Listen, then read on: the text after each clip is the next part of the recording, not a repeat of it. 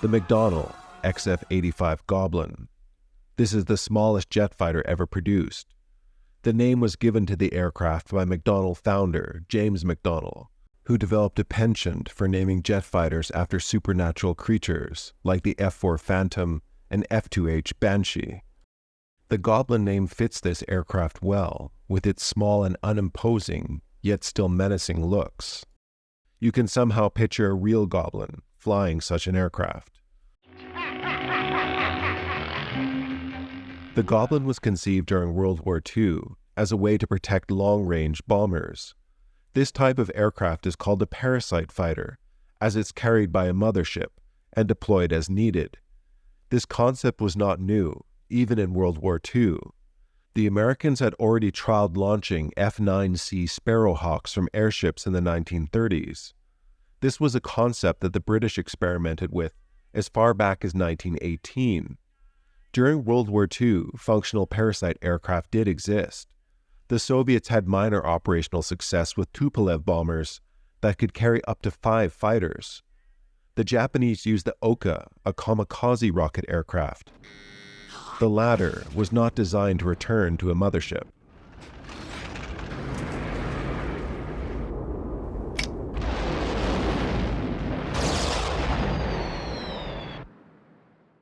The Goblin was designed with the next generation of bombers in mind, such as the Convair B-36 Peacemaker.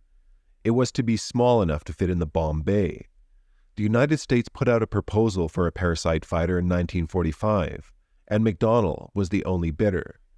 The concept was that these Parasite fighters would be loaded in or attached to bombers flying in large formations. Some bombers would carry up to 4 defensive Goblin fighters, while others carried full bomb loads. The Parasite fighter conceptually would only need a limited amount of fuel, as it would be flown from the ground attached to the mother ship. If in use, they could later reattach, refuel, and rearm.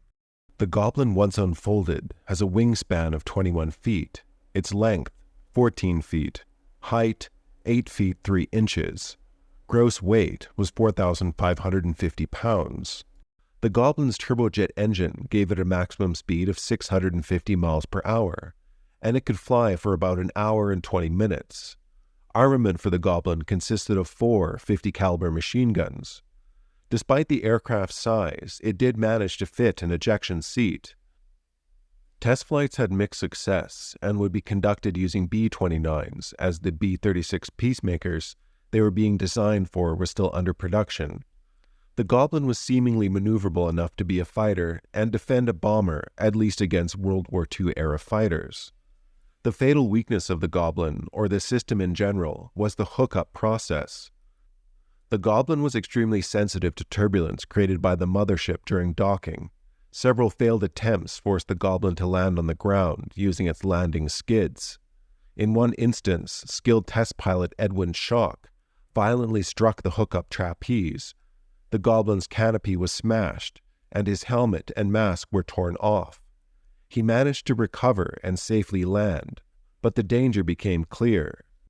A handful of successful dockings were made, proving the system did work, but with problems. Adjustments were made, upper and lower fins were added to the Goblin, and aerodynamic fairings were added to the hook, all of which helped stabilize the aircraft during the docking procedure. But all adjustments only mitigated the danger. The Goblin's first flight was in August of 1948, and the project was cancelled the following year.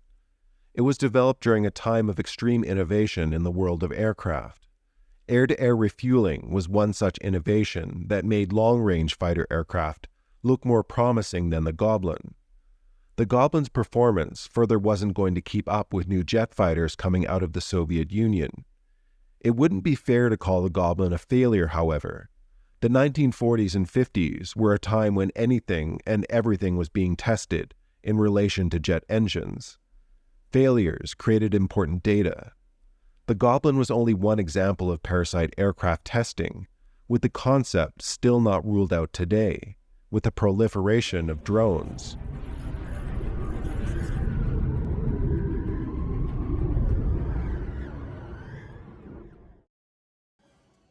Alright. Twilight. I'm Johnny. Thanks for listening to me gob on for a few minutes. Remember, if you see something strange on the wing, report it calmly. Take care, and have a nice rest of your day.